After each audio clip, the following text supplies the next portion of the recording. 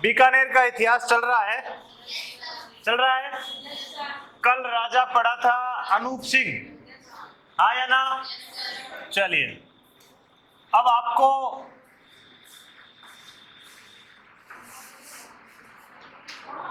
स्वरूप सिंह राठौड़,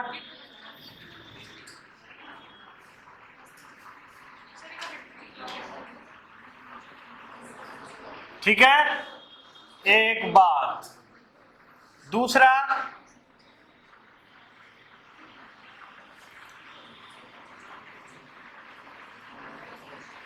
सुजान सिंह राठौड़, इनका कोई महत्व कम है थोड़ा सा, इसलिए मैं एक साथ ही करा रहा हूं। और तीसरा, जोरावर सिंह राठौड़। ज्यादा नीचे चला गया।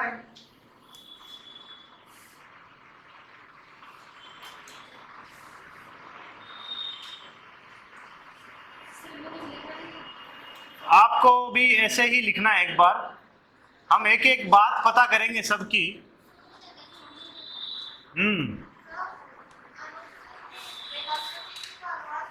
बिल्कुल, बेताल 25 का भी अनुवाद किया था। देखो, क्रमबद्धता की वजह से आपको लिखा रहे हैं, वरना ऐसा कोई खास कार्य इन्होंने किया नहीं है। इनकी एक ही बात याद रखनी है, इनकी मृत्यु शीतला माता के कारण हुई है। माता या चेचक बोल सकते हो आप।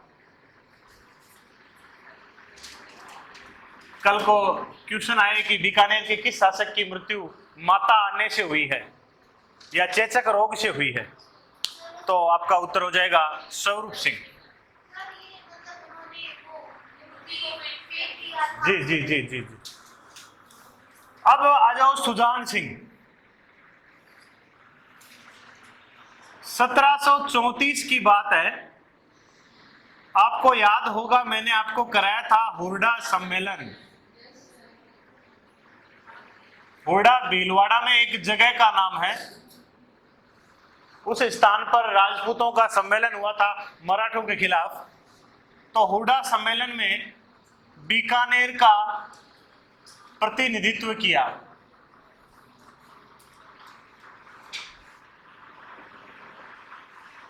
हाँ या ना?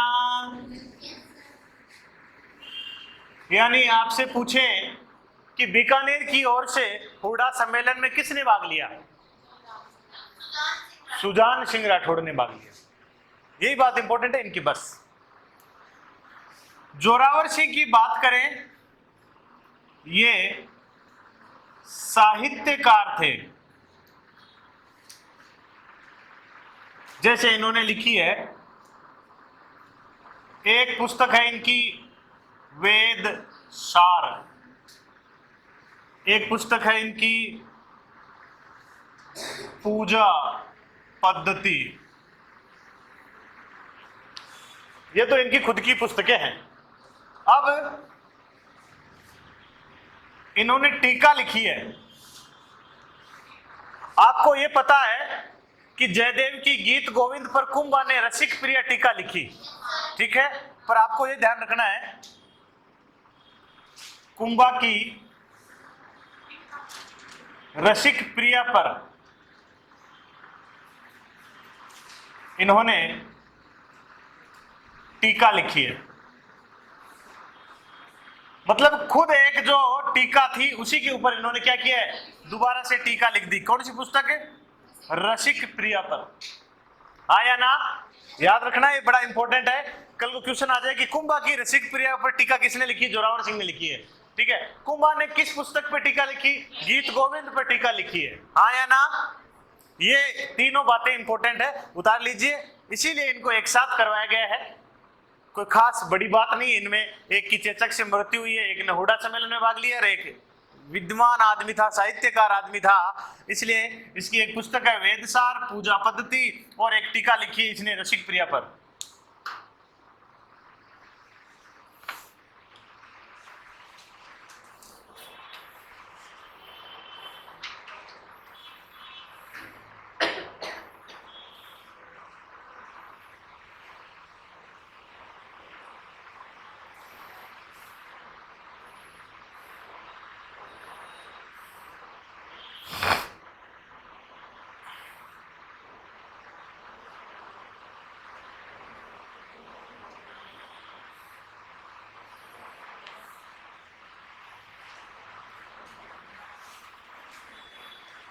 इसीलिए मैंने इनको एक साथ करवाया।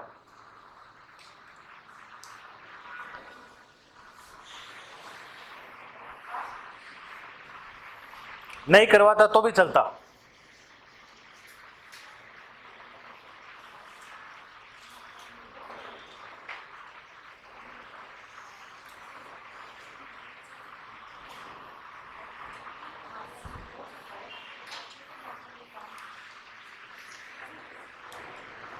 बोलो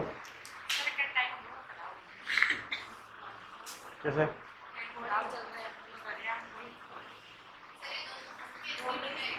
हाँ, इसने खुद ने लिखी है।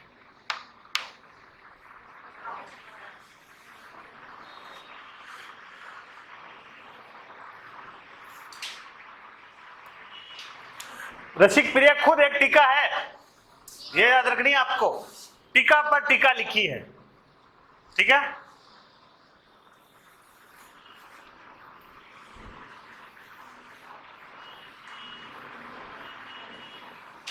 चलिए फिर एक तरह से आपने देखो कितनी जल्दी फास्ट 3 राजा पढ़ लिए,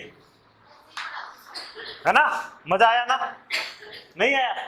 3 राजा एक साथ पढ़ लिया आपने। अब आपको पढ़ना है गज सिंह राठौड़। अब आपको ये ध्यान रखना है, मारवाड़ में गज सिंह 2 हुए हैं और एक ये गज सिंह तीसरा है, ठीक है ना? वो अलग है, ये अलग है। 1746 से 1787 तक राजा रहे।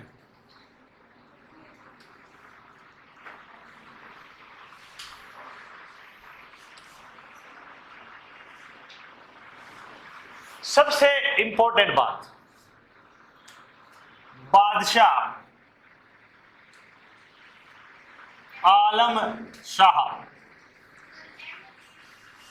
ने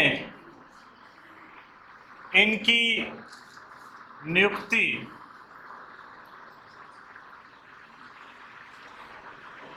अवध के नवाब सफदरजंग के खिलाफ की। इनको नियुक्त किया कि सफदरजंग के खिलाफ आप संभालो मोर्चा। और यहां पर ये लगभग 1849 से लेके 1854 तक ये मोर्चा संभाल रहे थे। इस दौरान रहे किसके नवाब खिलाफ? अवध का मतलब अयोध्या, नवाब सफदरजंग के खिलाफ। अब जब यहां पर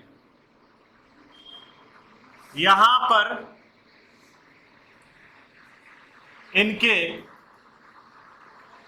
सैन्य कौशल को देखकर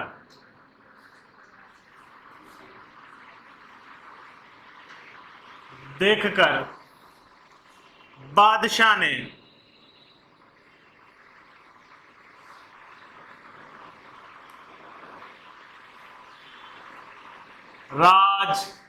राजेश्वर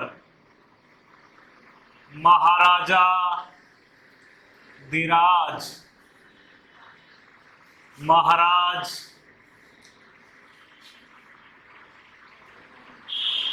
शिरोमणि श्री गज सिंह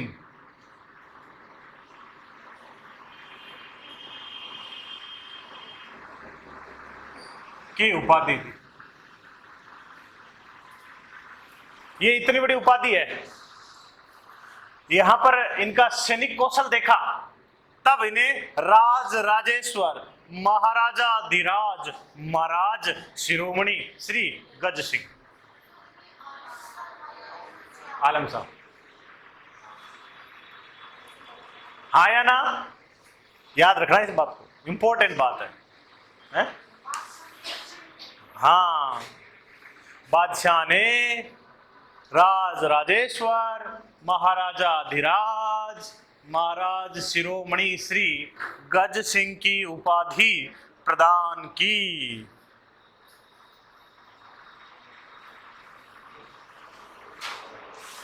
कहां के सैनिक अभियान से प्रभावित होकर? अवध के।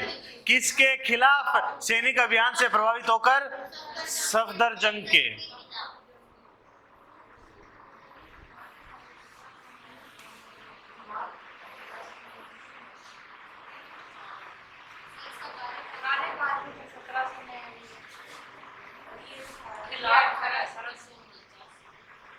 सत्रह सौ करना यहाँ पे ना, ये मानवीय भूल है।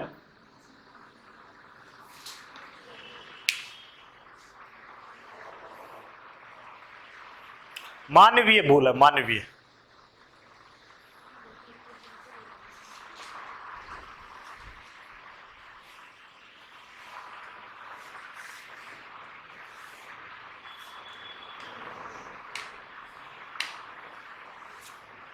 हो गया। एक बात तो ये याद रखनी, गज सिंह सफदरजंग के खिलाफ भेजा था और वहां पे वीरता दिखाई तो उन्हें ये उपाधि मिली है जो इनके नाम के आगे जुड़ गई। कभी आपने किसी धारावाहिक सीरियल टीवी में देखा होगा, कोई भी राजा महाराजा जब पधारता है तो दरबारी बोलता है कुछ, है ना, बोलता है ना, शहंशाह हिंद मोहम्मद जलालुद्दीन अकबर पधार रहे हैं। तो वैसे ही ये इनके नाम के आगे जुड़ गया। आज के तर्ज पे देखा जाए तो आजकल ये उपाधियां तो नहीं होती, लेकिन अपन बोलते हैं ना किसी को, किसी अगर बात नॉर्मल बातचीत होती है तो अपन किसी, जैसे किसी कोई बढ़िया व्यक्ति मिल जाए तो अरे आपकी बात तो छोड़ो, आप श्री श्री महाराज 1008 श्री हो, बोलते हैं ना ऐसी बात कभी, श्री श्री 1008 श्री, यानी 1008 बार श्री आया ना।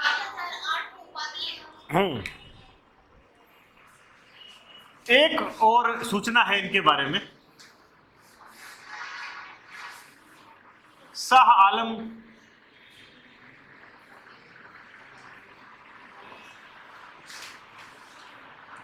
सीधा कर लो, बादशाह की आज्ञा से 1759 में बीकानेर में टकसाल की स्थापना की। टकसाल में क्या होता है जी, और एक तो इन्होंने सिक्का बनाया, उसका नाम याद रखना है, गजशाही सिक्का, अपने नाम से चलाया इन्होंने, ठीक है। ये बड़ी बात है, इनको आज्ञा मिली थी बादशाह की तरफ से कि आप अपने नाम से सिक्के चला सकते हो, ठीक है। दूसरे वो जो सिक्के चलने ही हैं वो क्या है, मुगल सिक्के जो चलते आ रहे थे इतने दिन तक, वो तो चलाने ही है, ठीक है ना। वो अपने नाम से भी सिक्के चला सकते हैं, गजशाही सिक्का।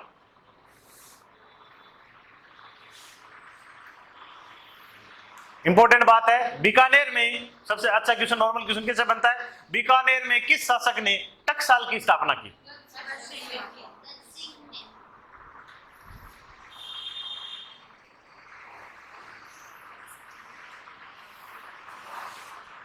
हो गया।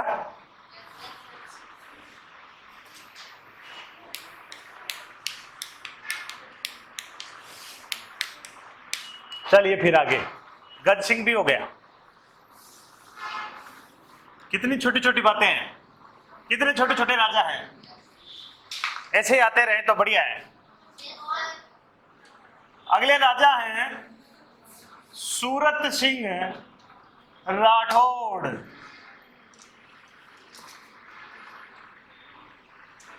सत्रह सौ 87 से 1828 सूरत सिंह राठौड़।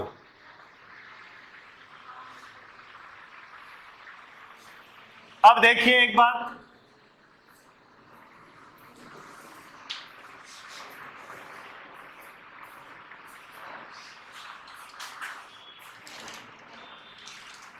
अठारह सौ 5 में मंगलवार के दिन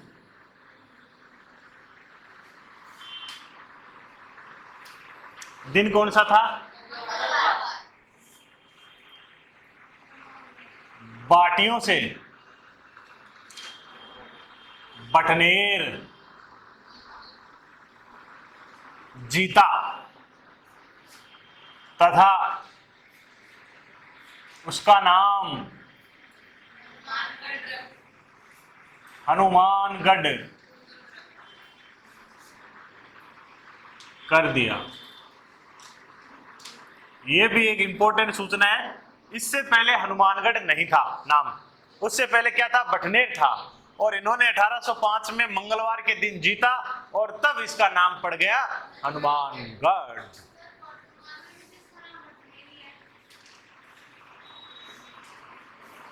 अब आगे देखिए, 21 मार्च 1818, ये डेट याद रखनी है। आपको याद आ गया होगा 1818 आते ही, है ना। इन्होंने EIC से सहायक संधि की। आप कर सकते हो, सहायक संधि की बात करें तो बीकानेर, सामने है ईस्ट इंडिया कंपनी। आप कर सकते हो सूरत सिंह, सामने है चार्ल्स मेटकाफ।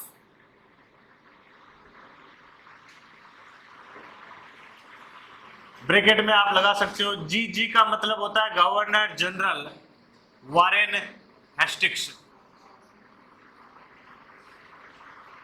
ये जितनी भी संधियां हो रही है किस गवर्नर जनरल के नाम से हो रही है, वारेन हेस्टिंग्स के नाम से हो रही है।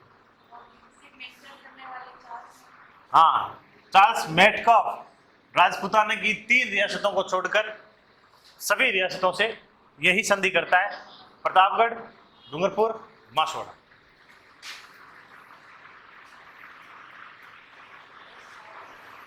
प्रतापगढ़, डूंगरपुर, मासवाड़ा से सहायक संधि मालवा का जो अंग्रेज होता है उसके तहत होती है। नाम होता है मालकम, मेलकम या मालकम, ठीक है। बाकी इन रियासतों को छोड़कर सभी रियासतों से चार्ल्स मेटकाफ करता है। 2 रियासतें ऐसी हैं जो इस 1818 से पहले ही संधि कर लेती है, उनकी संधि अब नहीं होती है, अलवर और भरतपुर।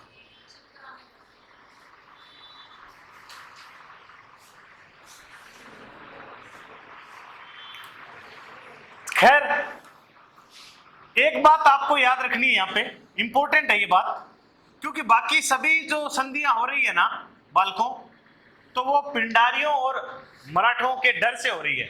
बाकी रियासतें इनसे परेशान है। पर मैंने आपको बताया है कि बीकानेर और जैसलमेर में तो मराठे पहुंचे ही नहीं, बताया ना। तो यहां मराठों का डर तो इनको है ही नहीं ना, तो यहां पे याद रखना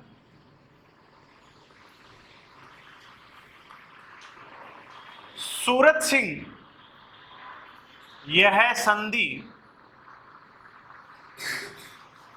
अपने सामंतों के विद्रोह पर नियंत्रण करने के लिए करते हैं।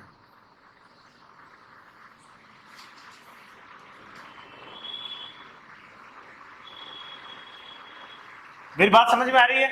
यहां ये सामंतों से परेशान है। पावर सेंटर नंबर 2 जो कभी राजा के विश्वास पात्र होते थे, वो यहाँ पे खुद विद्रोह करने लगे हैं और उनसे परेशान है, इसलिए उसे सुरक्षा की जरूरत महसूस हुई और संधि करनी पड़ रही है ना। दूसरा नोट लगाऊंगा मैं एक और, बीकानेर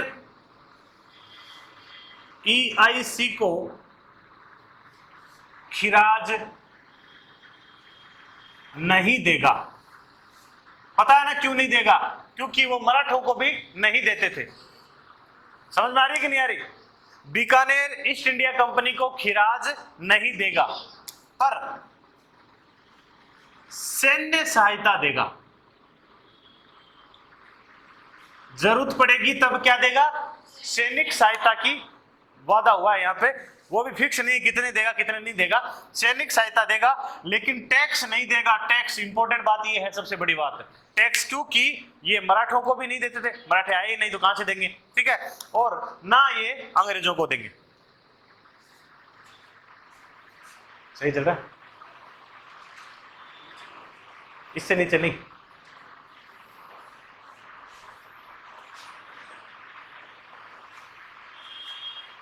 दोबारा देखो, दोनों जानकारी इंपॉर्टेंट है सूरज सिंह के लिए, दोनों की दोनों बहुत ही इंपॉर्टेंट जानकारी है, क्योंकि एग्जाम में आई हुई है दोनों की दोनों जानकारियां, ठीक है ना। 1805 में मंगलवार के दिन बटनेर पर अधिकार कर लिया, हनुमानगढ़ नाम रख दिया। 21 मार्च 1818 को ईस्ट इंडिया कंपनी से संधि की। यही क्वेश्चन आया हुआ है, किस शासक ने की? सूरज सिंह राठौड़ ने की थी, ठीक है ना। और फिर आगे डिटेल में पूछ सकता है कि क्या बीकानेर मराठों को खिराज देता था, नहीं देता था, इनको दिया कि नहीं दिया, ये सब बातें ध्यान रखने वाली बात है।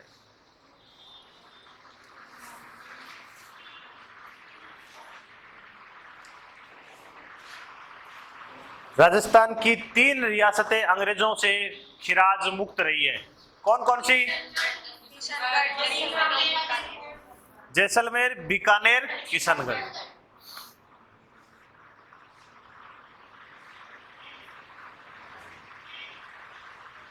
हो गया?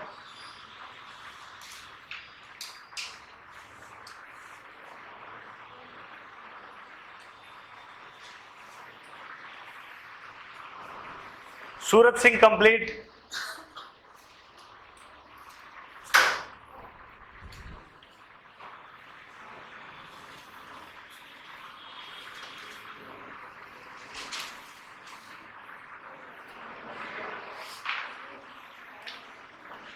अब आ रहे हैं रतन सिंह राठौड़।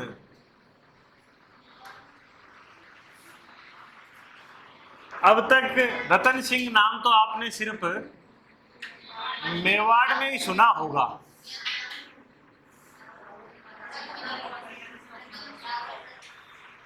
अब आ रहा है रतन सिंह राठौड़ बीकानेर में।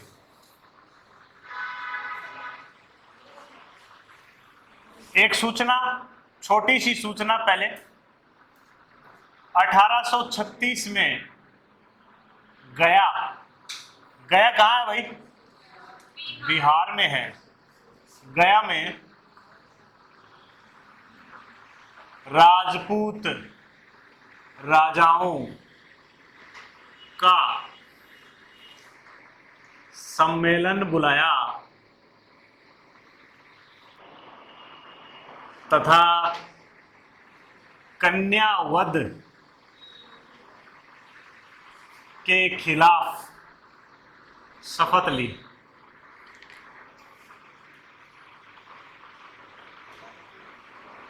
आगे इसी में कंटिन्यू करना। इसके तहत ही 1844 में बीकानेर रियासत में कन्यावध पर प्रतिबंध लगाया।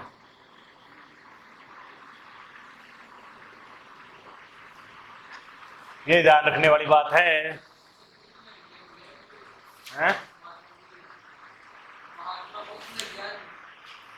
महात्मा बुद्ध को ज्ञान, हाँ गया में मिला,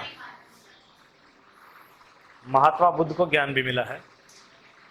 तो ध्यान रखना 1836 में इन्होंने सम्मेलन बुलाया, जिसी का परिणाम है कि बीकानेर रियासत में 1844 में क्या हुआ? कन्यावध पर प्रतिबंध लगाया, ठीक है। और दूसरी बात है इनकी, बीकानेर में रतन बिहारी का मंदिर बनाया। रतन बिहारी का मंदिर बनाया किन्होंने? रतन सिंह ने।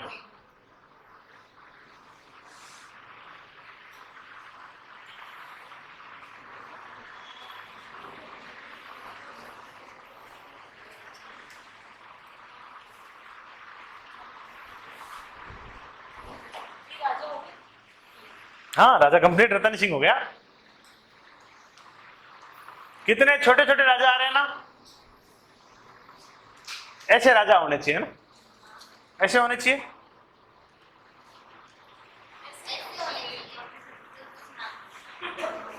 रुको,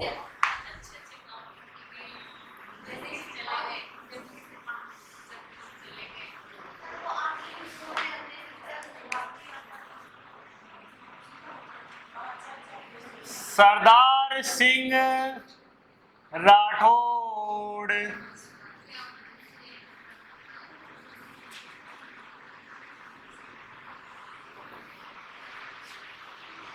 सरदार सिंह राठौड़ इंपॉर्टेंट है ये, पहले बता देता हूं, है ना, है तो छोटा सा ही पर बड़ा इंपॉर्टेंट है ये। कैसे? पहली बात लिखना, 1857 की क्रांति में अंग्रेजों का साथ दिया। एक बात तो ये लिखनी है क्योंकि सभी राजाओं ने दिया था।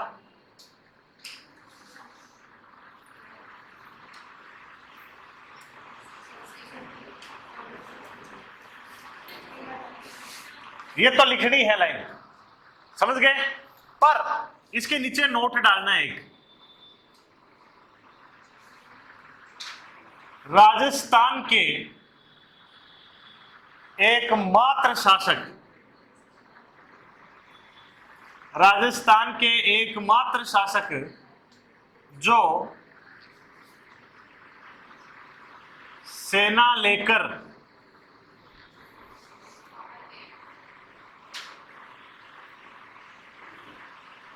क्रांतिकारियों से लड़ने के लिए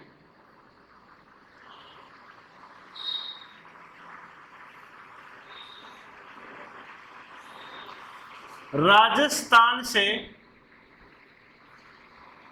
बाहर भी गए। न केवल इन्होंने राजस्थान में साथ दिया, और कोई राजा है जो राजस्थान से बाहर नहीं गया, ठीक है ना।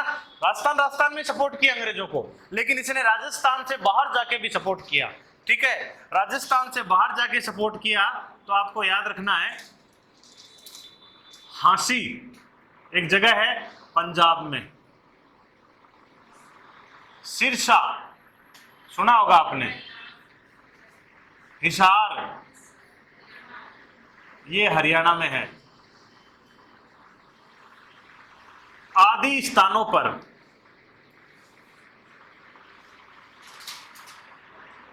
क्रांतिकारियों से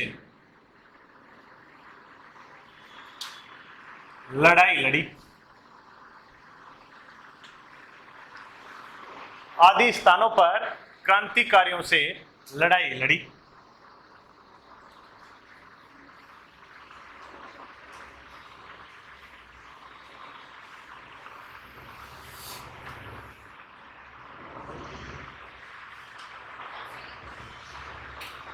हांसी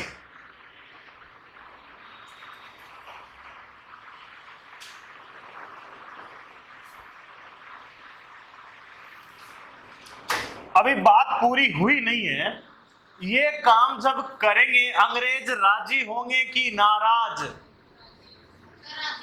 प्रसन्न होंगे, भाई राजा ने इनका साथ दिया इतना, तो अंग्रेज राजी नहीं होके अंग्रेज प्रसन्न हुए।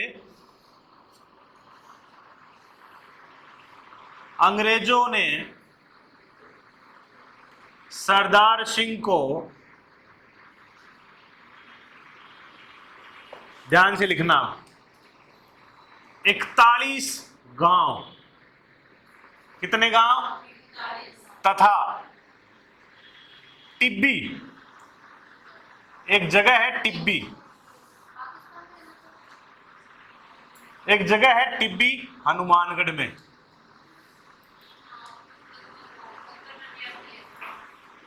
उपहार में दिया।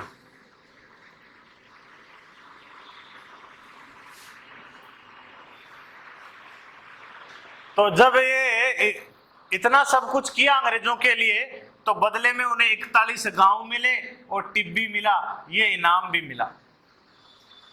टिब्बी हनुमानगढ़ में है, घग्गर नदी का प्रवेश स्थल है हनुमानगढ़ में।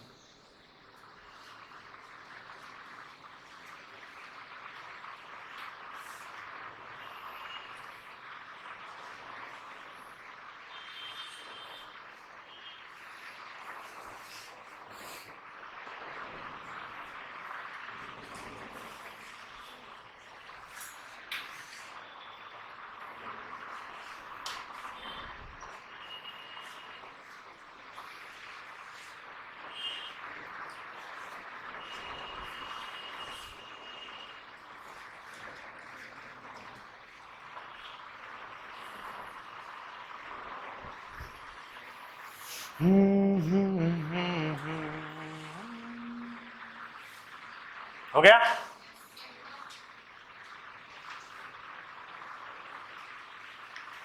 सरदार सिंह भी हो गया।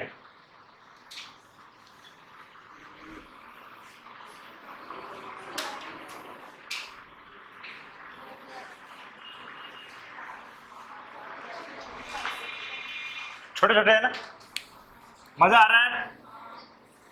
अगले राजा आए हैं डूंगर सिंह। कौन से सिंह है?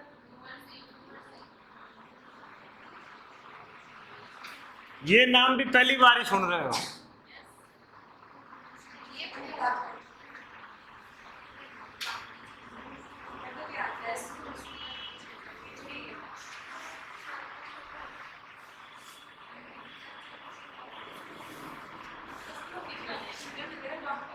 एक बात याद रखनी है, अंग्रेजों की सहायता के लिए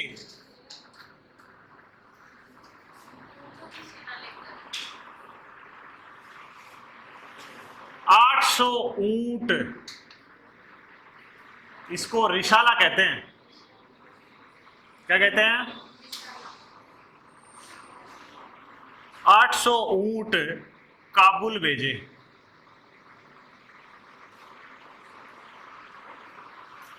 ये बात आपको एक तो याद रखनी है, नॉर्मल सी बात है, कोई खास बड़ी बात नहीं है, और नॉर्मल से ही राजा है। इनके समय बीकानेर में बीकानेरी भुजिया,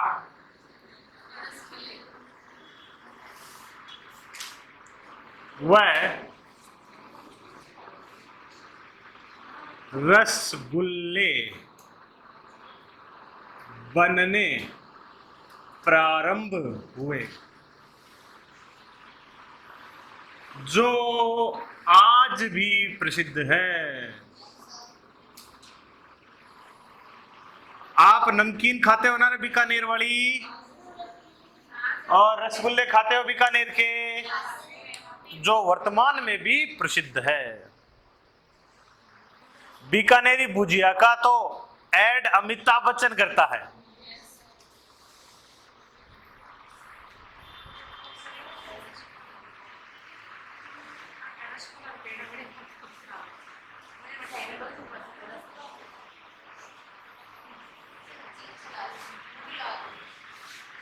पसंद तो है, पूरी दुनिया को क्यों बता रही है?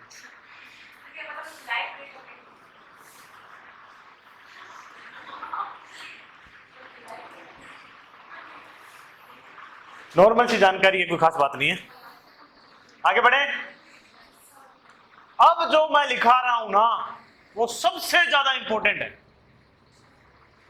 इसीलिए मैं फर्स्ट करा रहा था, ताकि उस तक पहुंच सके।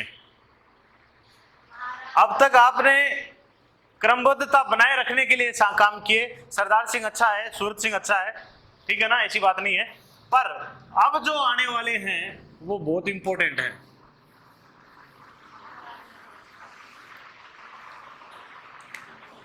और जो इंपॉर्टेंट होता है वो आपके महाराजा गंगा सिंह।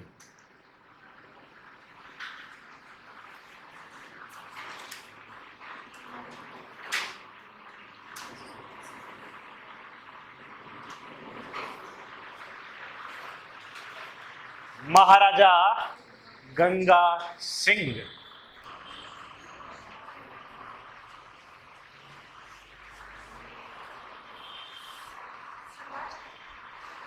Second last. पहले देखो सवाल आएंगे इनके, आधुनिक बीकानेर के निर्माता। आपसे पूछे कौन, आप बताना गंगा सिंह। दूसरी बात,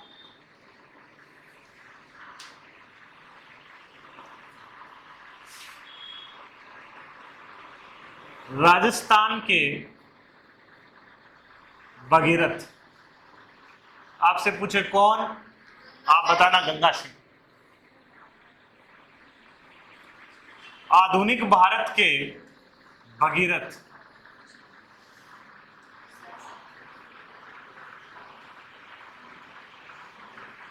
आपसे पूछे कौन, बताना गंगा सिंह।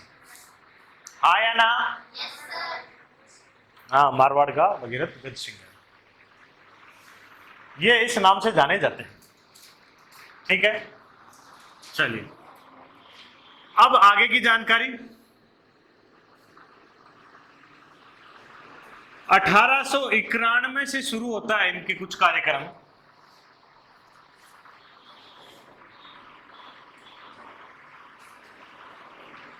गंगा रिसाला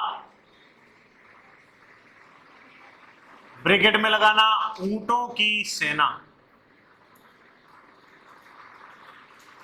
दूसरी बात, सार्वजनिक निर्माण विभाग, इसको कहते हैं पीडब्ल्यूडी डिपार्टमेंट, कहते हैं ना, सार्वजनिक निर्माण विभाग, पब्लिक वर्क्स डिपार्टमेंट की स्थापना की। दो बातें याद रखनी है आपको। गंगा रिसाला की स्थापना इन्होंने की है। गंगा रिसाला क्या है? ऊंटों की एक सेना है, ट्रेनिंग दी हुई, प्रशिक्षण दी हुई सेना, एक सार्वजनिक निर्माण विभाग की इन्होंने स्थापना की है। हाँ या ना? उतारो।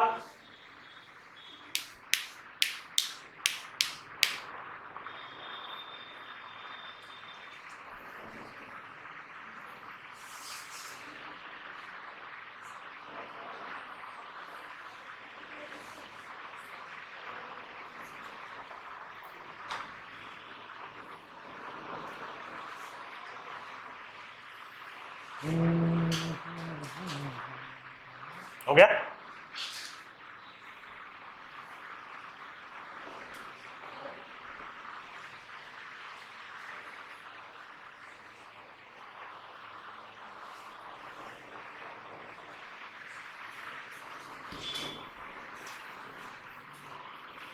चलिए फिर आगे बढ़ते हैं इनके बारे में। थोड़ा यहां से देखते हैं आपकी बात। 1899 1900 इनके समय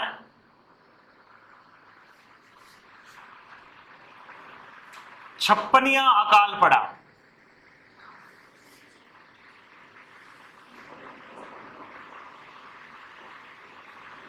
इसका नाम छप्पनिया क्यों पड़ा, कोई बता सकता है आप में से? अरे 1899 में 57 जोड़ने, 18 विक्रमी संवत आपको बताया भाई 57 वर्ष आगे है ना? तो 1899 में 57 जोड़ो, 1956 आते हैं, तो छप्पनिया अकाल पड़ा, है ना?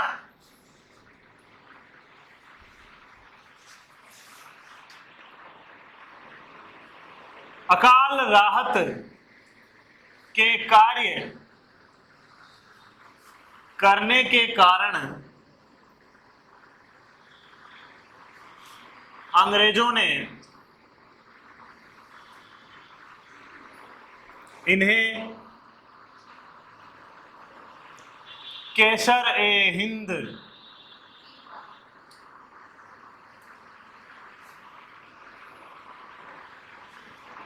केसर ए हिंद की उपाधि दी।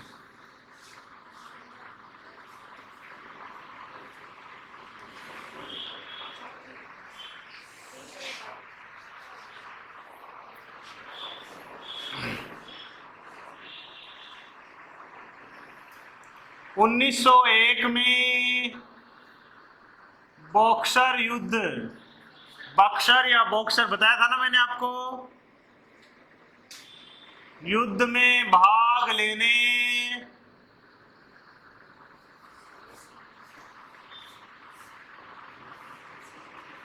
गंगा रिसाला के साथ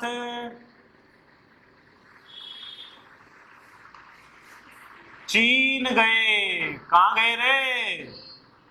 ये भी गए थे।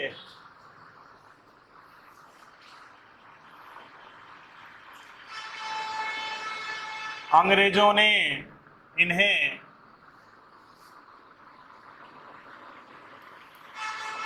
चाइना युद्ध मेडल दिए।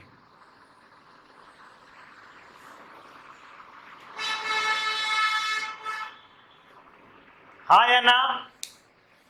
अंग्रेजों ने क्या दिए? चाइना युद्ध मेडल दिए। समझे? आगे देखते हैं। 1901 में इंग्लैंड के सम्राट एडवर्ड 5, 6, 7 एडवर्ड सप्तम, आया ना, के राज तिलक में शामिल हुए। ये भी ध्यान रखना है। फिलहाल 3 जानकारियों को उतारो। छप्पनिया अकाल पड़ा, लोगों की भलाई के काम किए, अंग्रेजों ने केसरे हिंद की उपाधि दी, बॉक्सर की लड़ाई में चीन गए गंगा रिसाला के साथ, अंग्रेजों ने प्रसन्न होकर चीन युद्ध मेडल दिए, और इंग्लैंड के सम्राट के राजतिलक में शामिल होने पहुंचे। कहां? इंग्लैंड। ये थोड़ी है कि सम्राट फतेहपुर ने में ही कर लिया उस राज्याभिषेक।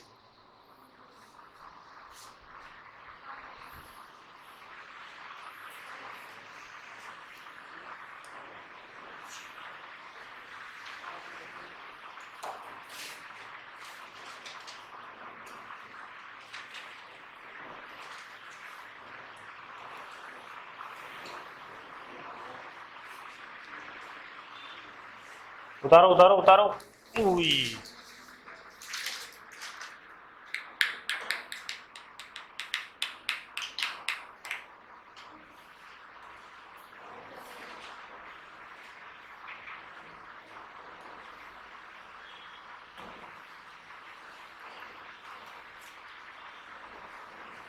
हो गया?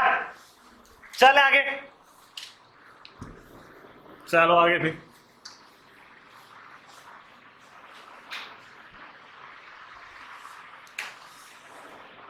अगली जानकारी इनकी आ रही है।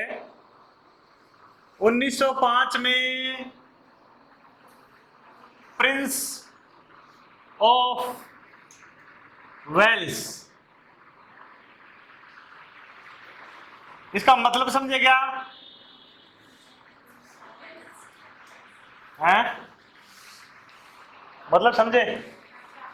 अरे आप जिसको ग्रेट ब्रिटेन कहते हो वो एक्चुअली में 3 देशों से मिलके बना हुआ है।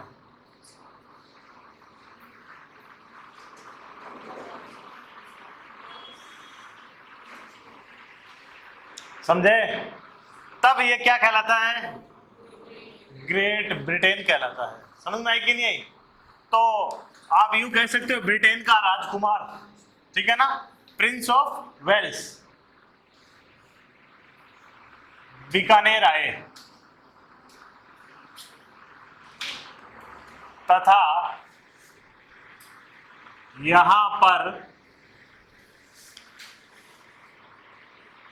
प्रिंस मेमोरियल हॉल की स्थापना की। समझे? वेल्स आया तो प्रिंस मेमोरियल हॉल की स्थापना हुई।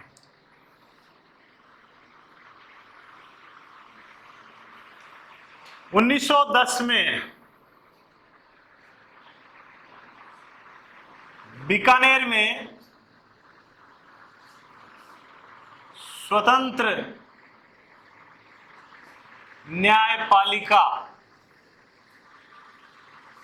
की स्थापना, यह भी गंगा सिंह के समय हुई।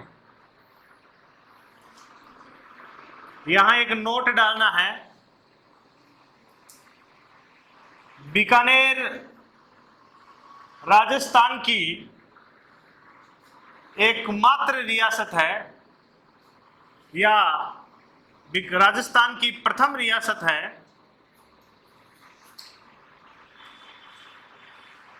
जहां न्यायपालिका को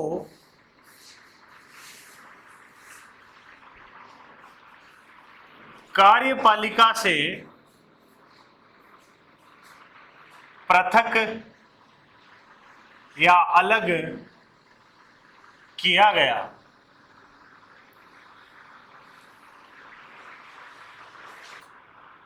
ये बीकानेर राजस्थान की पहली रियासत है जहां पे न्यायपालिका अलग हो गई कार्यपालिका से। अभी इस बात को समझाएंगे आपको, ये थोड़ी पॉलिटी की बात है। ये मेरा एक सवाल है आप लोगों से, क्या वर्तमान में हमारे देश में न्यायपालिका कार्यपालिका से अलग है या नहीं? हाँ या ना जवाब दो, सिर्फ ना। कैसे?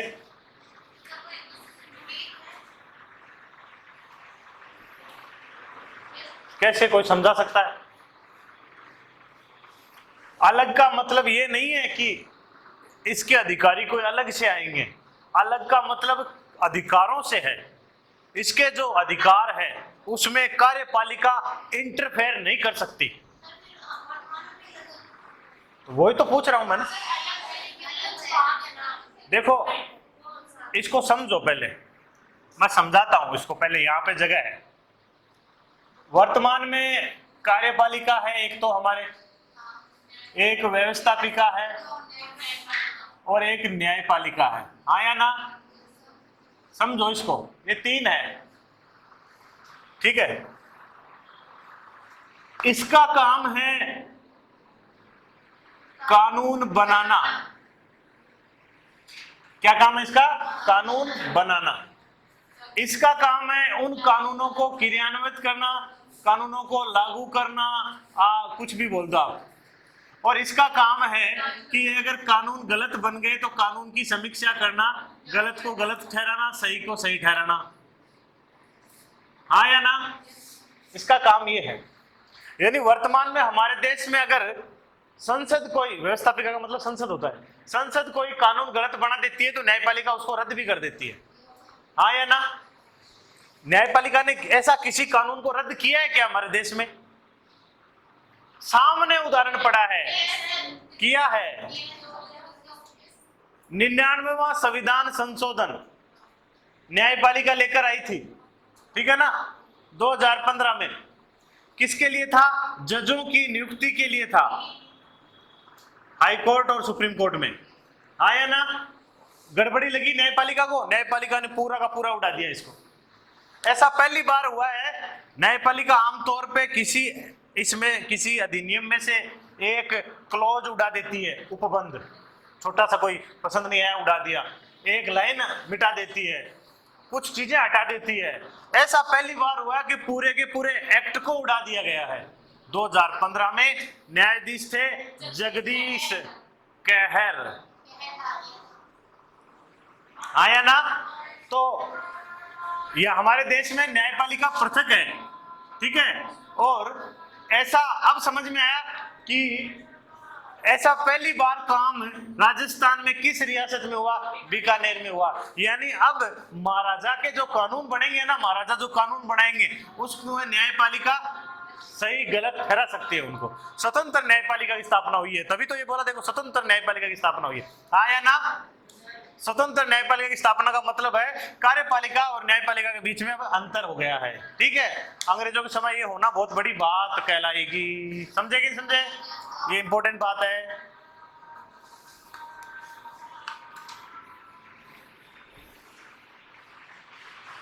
आगे देखिए, फिर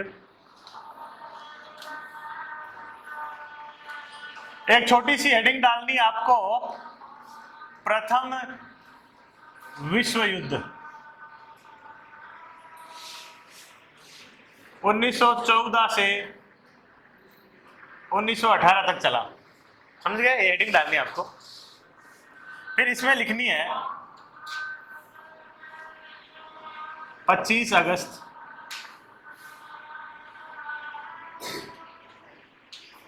1914 को गंगा सिंह युद्ध में शामिल। एक बात तो याद रखना, शांति से बैठ जा आराम से। गंगा सिंह किस कब शामिल हुए? 25 अगस्त 1914 को गंगा सिंह इस युद्ध में शामिल हो गए। चलिए, बहुत बात। और साथ में आपको क्या रखना है? विथ गंगा रिसाला। गंगा रिसाला समझ गए? ऊंटों की सेना। ओके,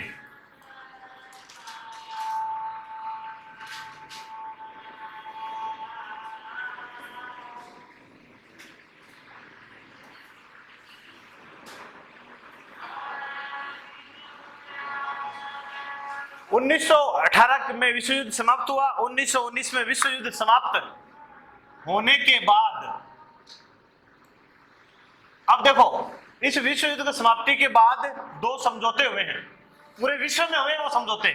और गंगा सिंह में क्यों लिखना पड़ रहा है? बड़ी इंपॉर्टेंट बात है ये। इन समझौतों को क्या कहते हैं? पेरिस शांति। यहां थोड़ी सी वर्ड की हिस्ट्री की बात है ये। शांति समझौता, ठीक है, 1919 है ये भी। दूसरी है वर्साय की संधि, वर्साय की संधि, ठीक है। ये इस विश्व युद्ध के बाद शांति स्थापित करने के लिए ये 2 समझौते हुए, विश्व में हुए आपस में, ठीक है ना। जो जैसे इसके तहत जर्मनी पर युद्ध का हर्जाना थोपा गया, इसके तहत वर्साय रूस में एक जगह का नाम है, उसके ऊपर कार्रवाई की गई। कहने का मतलब ये है। अब आपको क्या याद रखना है, यहां पे नोट डाल के लिखना है, इन संधि व समझौतों पर हस्ताक्षर करने वालों में एकमात्र भारतीय कमांडर गंगा सिंह है। ये बहुत बड़ी बात है। वहां पर एकमात्र भारतीय किसी का साइन है ना इस समझौते पर। वर्ल्ड लेवल की बात है ना, इसलिए इंपॉर्टेंट हो गई। विश्व स्तर की बात है ये, ना भारत की बात है ना राजस्थान की बात है। ये बात कहां की है? विश्व स्तर की बात है। और उसमें राजस्थान की एक छोटी सी रियासत का राजा एज ए कमांडर हस्ताक्षर करता है। हाँ या ना? कितनी बड़ी बात हो गई ये बात। तो सबसे ज्यादा इंपॉर्टेंट बात हो गई, ध्यान रखना इस बात को, कि पेरिस शांति समझौते पे, वर्साई की संधि वाले समझौते पे गंगा सिंह जी एकमात्र भारतीय हैं जिनके हस्ताक्षर हैं। उतारो। इन संधि व समझौतों पर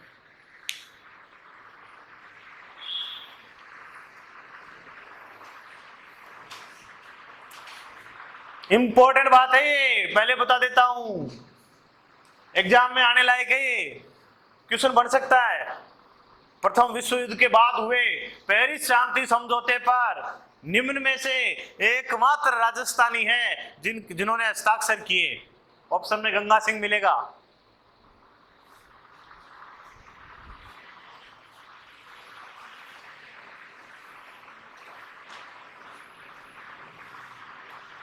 हो गया?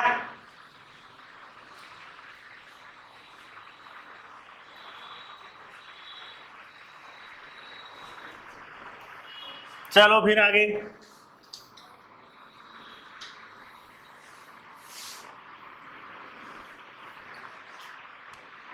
एक हेडिंग डालनी है आपको, गंग नहर। क्या हेडिंग डालनी है? गंग नहर। ये भी इंपॉर्टेंट है।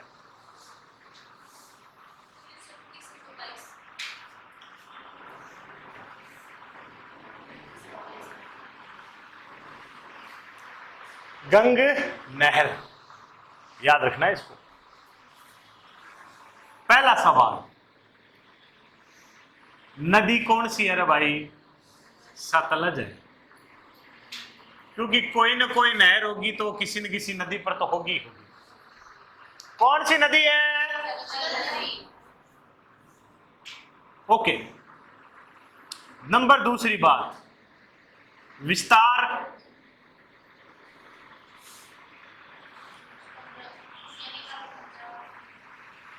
112 में 17 जोड़ना,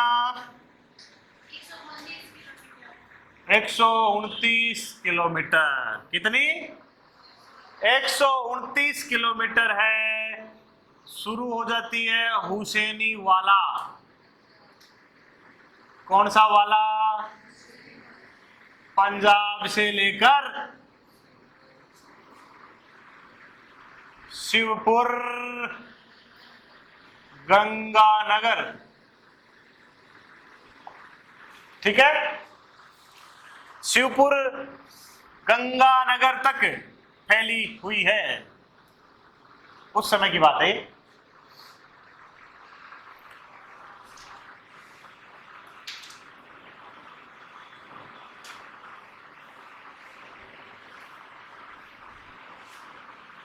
17 किलोमीटर राजस्थान में। कितने किलोमीटर? 17 किलोमीटर राजस्थान में, बाकी कहां थी? पंजाब में, ठीक है। उद्घाटन किसने किया इसका? 1927 वायसराय लॉर्ड इरविन। ध्यान रखना है। कुल सिंचित क्षेत्र इसका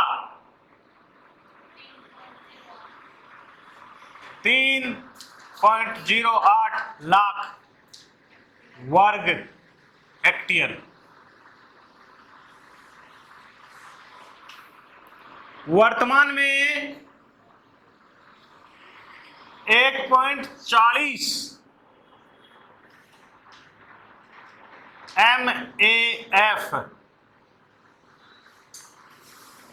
जल आवंटित है। इस नहर को इतना पानी मिलता है वर्तमान में, आया ना? वर्तमान में इस नहर को इतना पानी देते हैं अपन। 1.44 ये पानी की मात्रा की इकाई है कोई, MAF।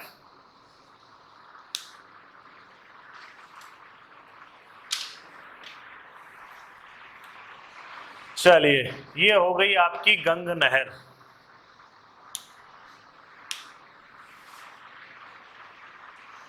इसी के कारण तो कहते हैं ना आधुनिक भारत के भगीरथ, राजस्थान के भगीरथ, इसलिए कहलाते हैं। ये उस समय भारत की पहली नहर थी।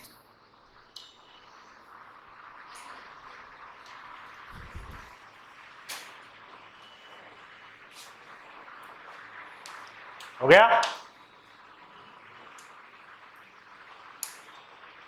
अभी टाइम है, अभी टाइम है। हवेली, हाँ बनाइए, वो हवेली में पढ़ेंगे।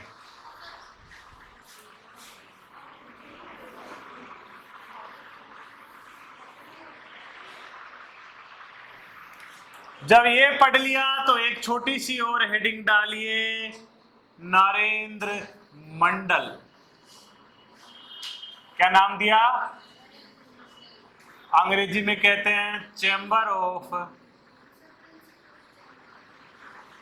प्रिंसेस।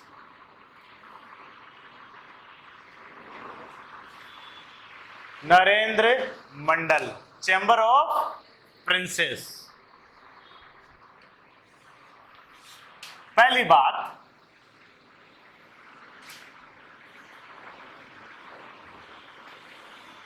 भारत की देशी रियासतों व रजवाड़ों की समस्याओं के निराकरण के लिए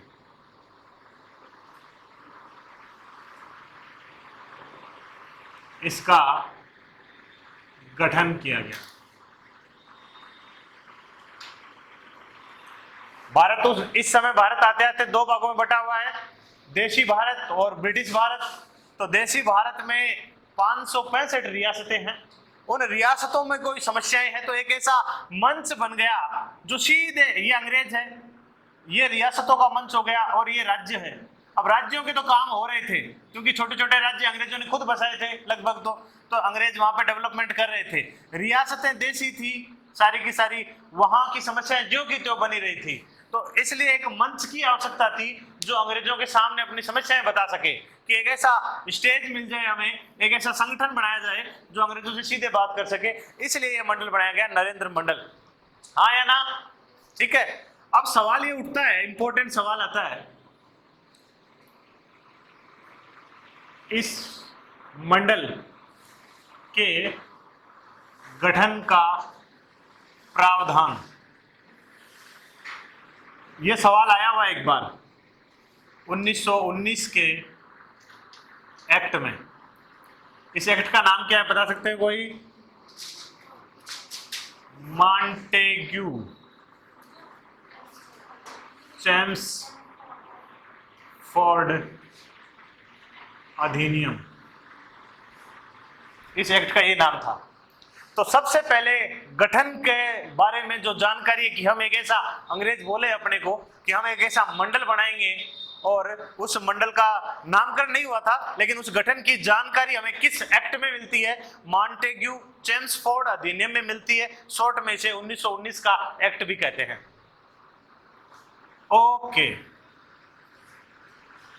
गठन 8 फरवरी 1921 ड्यूक ऑफ कनॉट द्वारा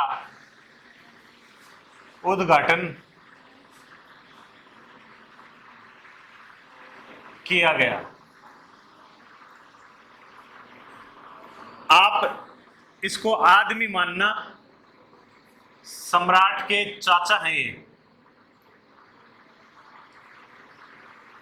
जो सम्राट है इस समय इंग्लैंड का, उसका क्या है? ये चाचा हैं। ठीक है। ड्यूक ऑफ कनॉट ने इसका उद्घाटन किया 8 फरवरी 1921 को।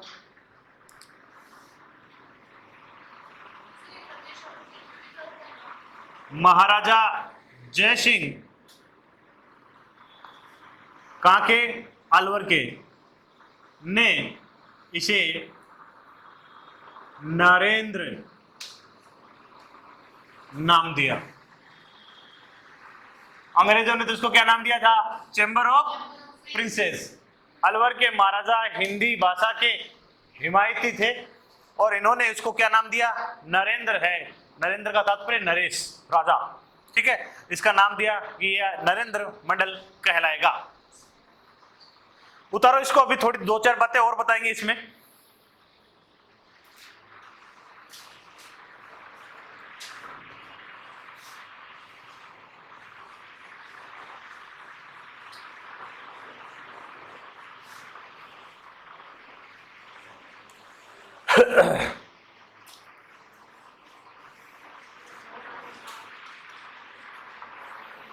कहने का मतलब है देशी रियासतों का एक ऐसा समूह बनाया गया जो सीधे अंग्रेजों से बात कर सके और अपनी समस्याओं का निपटारा कर सके, और उस समूह का नाम रखा गया नरेंद्र मंडल।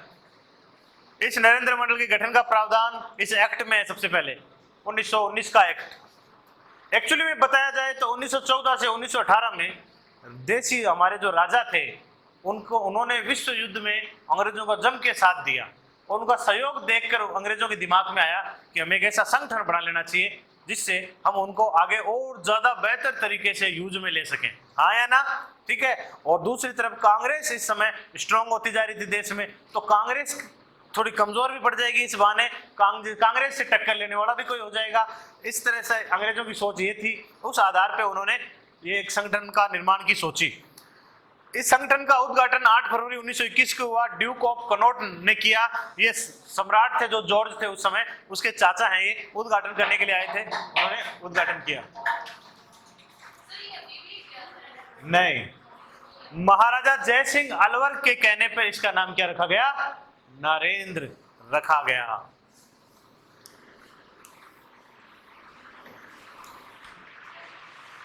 अब देखिए, कुल सदस्य, देखो कहीं पे मिलेगा 120 और कहीं मिलेगा 121, हाँ या ना? इस मंडल में कुल सदस्य कितने थे? 120 या 121? मैं कोई विवादित बात नहीं करना चाहता, इसलिए दोनों ही लिख दिए मैंने, ठीक है? 120 भी हो सकते हैं, 121 भी हो सकते हैं, याद रखना। क्यों, मैं बता देता हूं आपको। 565 रियासतें थी टोटल, हाँ या ना? उन 565 में से ये तो तय था कि 112 प्रथम दर्जे की रियासतें थी, फर्स्ट लेवल की, तो उनके 112 तो आ गए, ये क्लियर था पहले से, हाँ या ना? ठीक है। बाद में बोला गया कि 13 सदस्य बाकी की रियासतों से आएंगे, ठीक है? टोटल 119 हुए कि नहीं हुए? लेकिन कहा जाता है कहीं पे कि ये 13 ना आकर ये 14 या 15 आ गए थे बाद में, हाँ या ना? इसलिए कहा गया कि या तो 120 हो सकते हैं या 121 हो सकते हैं, हाँ या ना? ठीक है। तो टोटल सदस्य संख्या आपसे पूछे तो 120 भी सही है, 121 भी सही है। ऑप्शन देख के उत्तर देना, कुछ भी गलत वलत नहीं करना है। बोला क्या हो गया?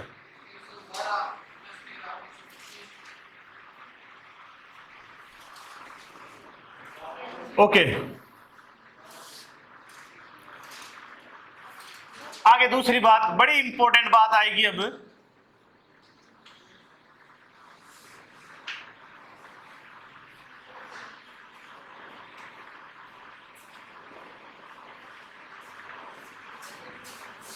इसका जो भी अध्यक्ष होगा वो कौन होगा?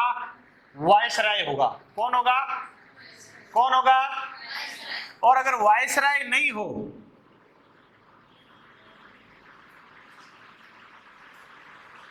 वायसराय की अनुपस्थिति में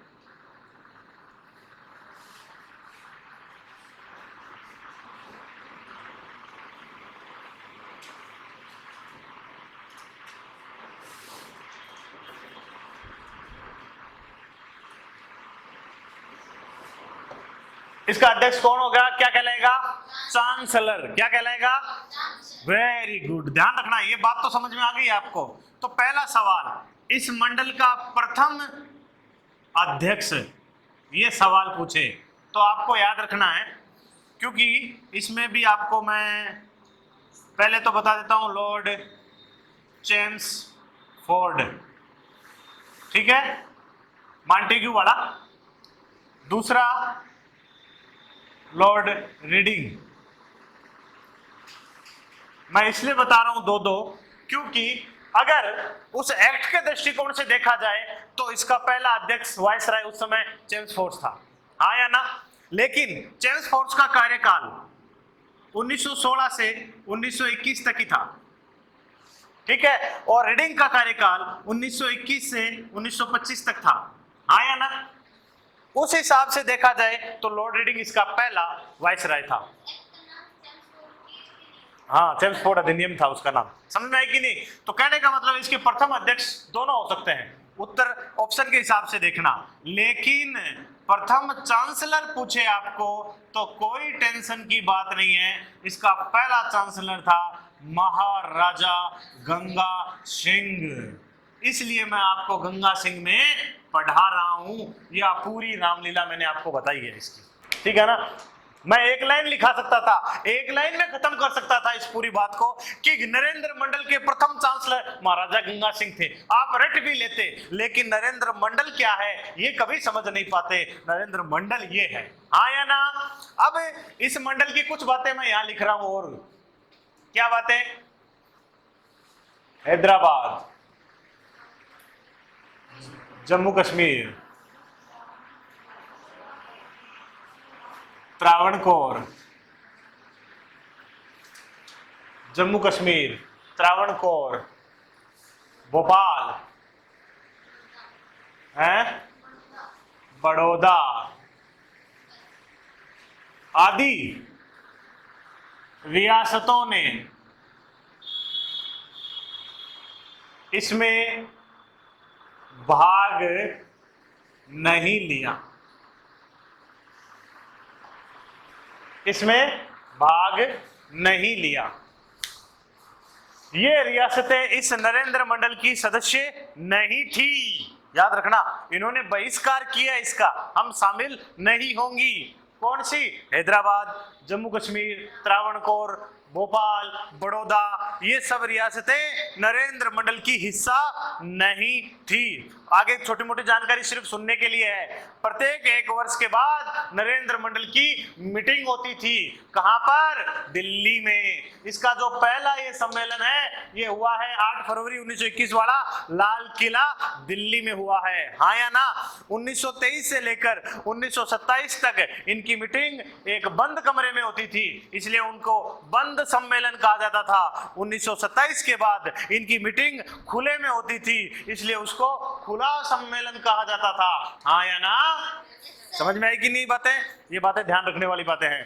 ठीक है, इंपॉर्टेंट सवाल। इसके प्रथम चांसलर महाराजा गंगा सिंह थे। जब हम आजाद हो रहे थे 1943 से लेकर 1947 के आसपास, उस समय भी ये गठित था।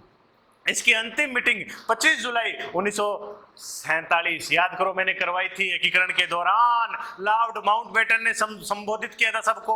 उस मीटिंग में ही तो ये तय हुआ था कि अब भारत में लगभग रियासतें आके मिल जाएगी।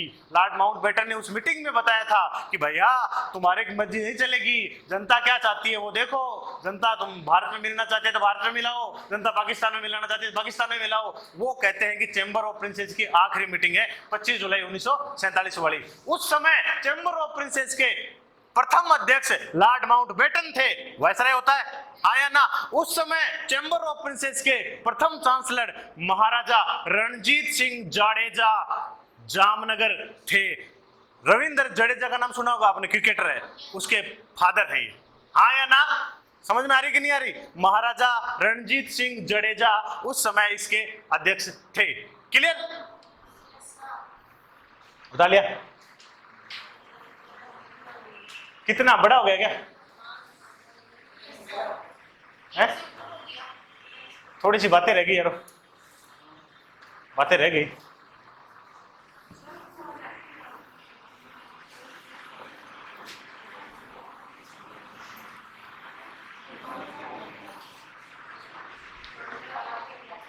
क्या हुआ? थक गए? थक गए? देखो, 2 राजा बचे हैं, मुश्किल से 1.5 राजा बचे हैं। उसके लिए अलग से वीडियो क्या बनाना, कल नई रियासत ही चला देंगे, है ना? जयपुर का ही शुरू कर देंगे। आज इसको खत्म कर लो, कंप्लीट कर लो आज इसको। आज खत्म हो जाएगा बीकानेर।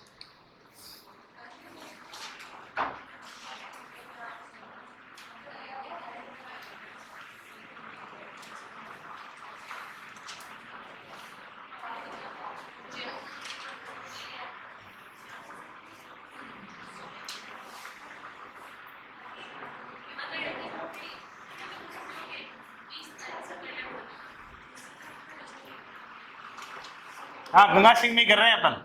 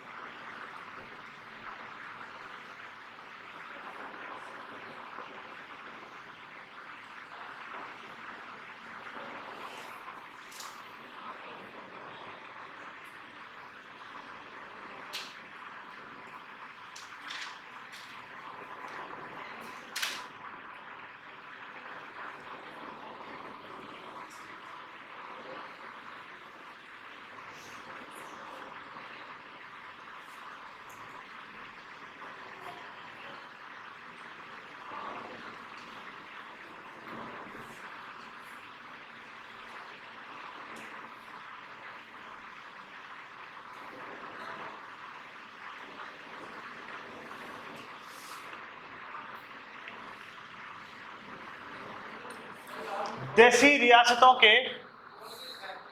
हाँ, देसी रियासतों के संबंध जानने के लिए बटलर समिति का गठन किया गया। किसने किया? लॉर्ड इरविन ने किया था, कि उनके साथ हमारे संबंध कैसे होने चाहिए, कैसे रखने चाहिए। और उस समय गंगा सिंह का एक स्टेटमेंट है, एग्जाम में कई बार आ सकता है ये, हमारे संबंध भारत के स्थान पर ब्रिटिश राजतंत्र से समझा जाए। हाँ या ना? ठीक है ना? मतलब क्या हुआ कि हम उत्तरदायी किसके लिए? भारत के लिए नहीं है, हमारे संबंध ब्रिटेन की महारानी या महाराजा के प्रति समझा जाए। हाँ या ना? ये स्टेटमेंट उस समय गंगा सिंह ने दिया था। उतारो।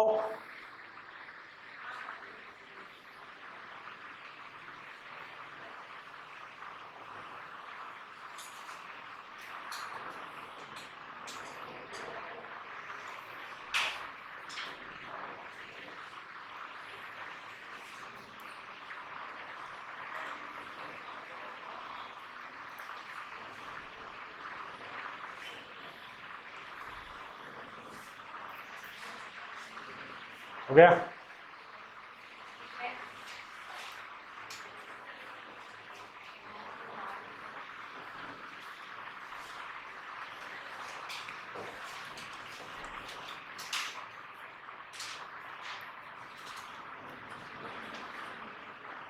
हो गया।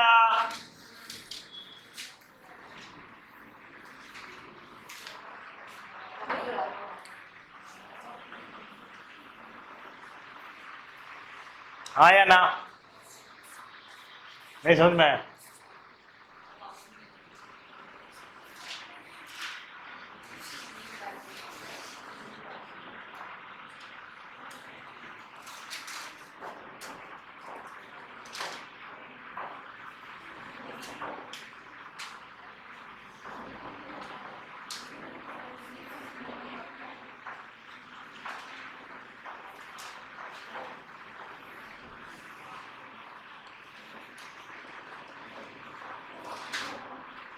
देखो 1920 में एक, जैसे ही प्रथम वर्ल्ड वार समाप्त हुआ, 5 या 10 मिनट और बस।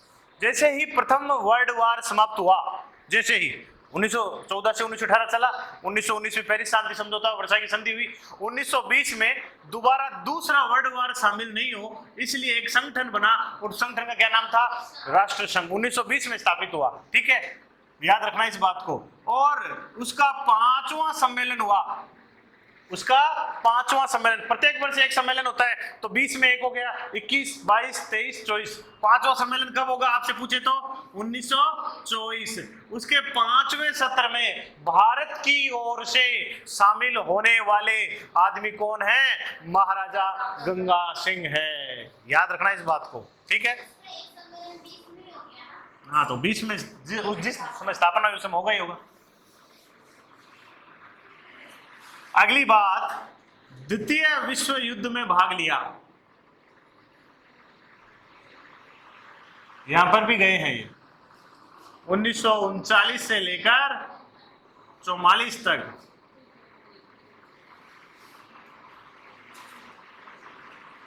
दूसरे विश्व युद्ध में भी भाग लिया इन्होंने।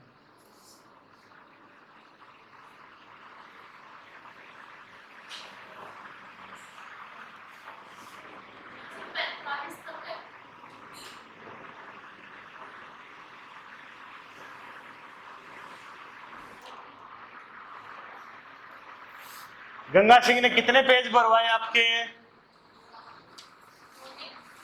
ठीक है, इंपॉर्टेंट है, ध्यान रखना।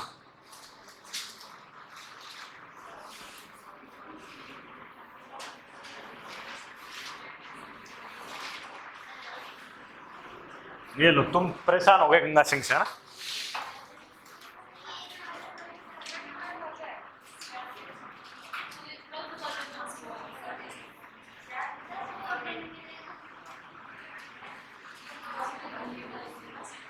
सादुल सिंह, सादुल सिंह,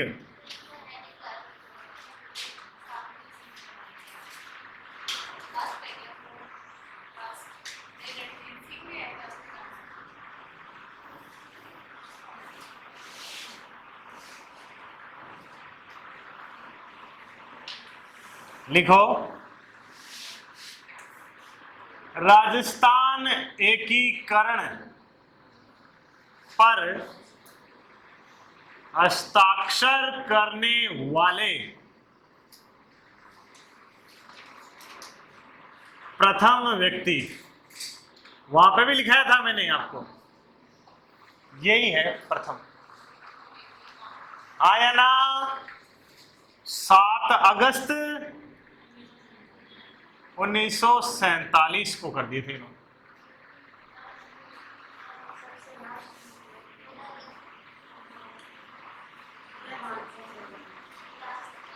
खारा दूधवा किसान आंदोलन में पढ़ाऊंगा डिटेल, इनके समय हुआ। आपसे राजा पूछेगा सिर्फ कई बार, उस समय बीकानेर के शासक कौन थे? सादुल सिंह।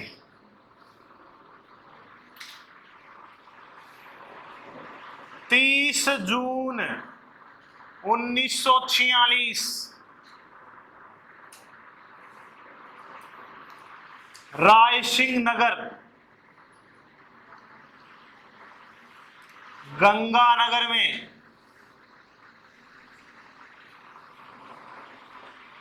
तिरंगे के लिए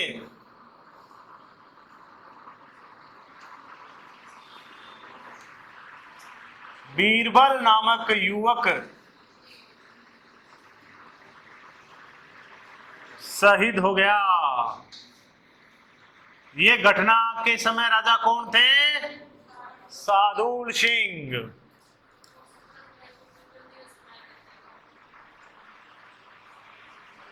इन्होंने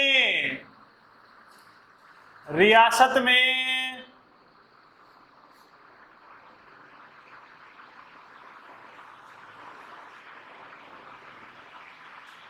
न्योता कर व उत्तराधिकारी कर समाप्त कर दिया।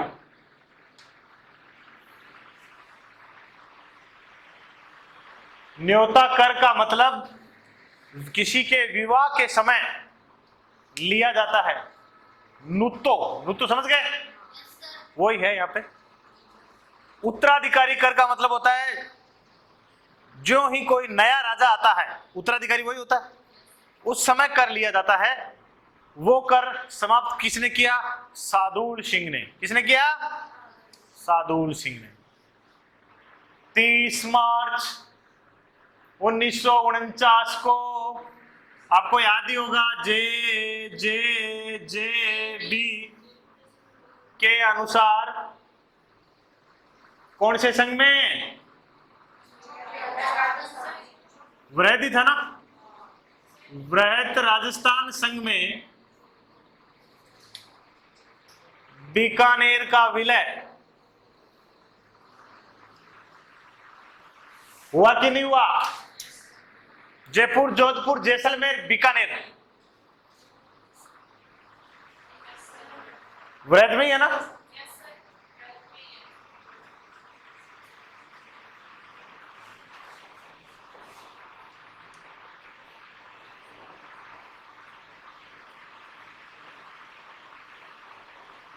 चलिए इतना ही सादुल सिंह ने।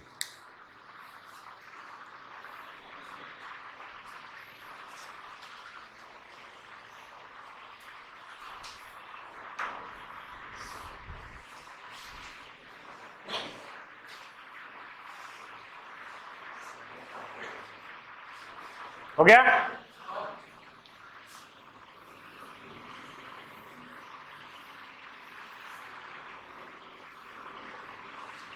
देखो, आजादी के बाद इन्हीं के बेटे हुए हैं, नाम है कर्ण सिंह। क्या नाम है? कर्ण सिंह या करणी सिंह कहते हैं इनको, ठीक है? हाँ या ना? अरे मैं इनको इसलिए लिखा रहा हूं, इसके बाद राजा नहीं है ये एक तरह से, हालांकि लोकसभा सांसद रहे हैं, चुनाव जीते हैं बहुत बार, ठीक है? आपको इनके बारे में लिखना है, महान निशानेबाज। कौन थे ये? महान निशानेबाज थे। समझ में आई कि नहीं आई? अनेक खेलों में देश का प्रतिनिधित्व किया।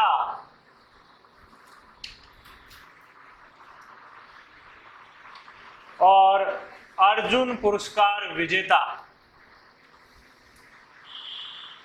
कौन? करणी सिंह। याद रखना, ये आजादी के बाद की बात है, ठीक है ना। इनके बाद इनके 5 बेटों ने बीकानेर को 5 भागों में बांट दिया था, ठीक है। वो पंच पाने कहलाते हैं बीकानेर के। तो अर्जुन पुरस्कार विजेता हैं करण सिंह नाम के एक राजा हुए हैं, महान निशानेबाज थे। जैसे कोटा के भीम सिंह थे, वो भी महान निशानेबाज थे, ठीक है। और इस तरह से आपका बीकानेर का इतिहास समाप्त। आया ना, बीकानेर कंप्लीट हो गया है। बाकी अपन बाद में देखेंगे अगली कड़ी में। धन्यवाद।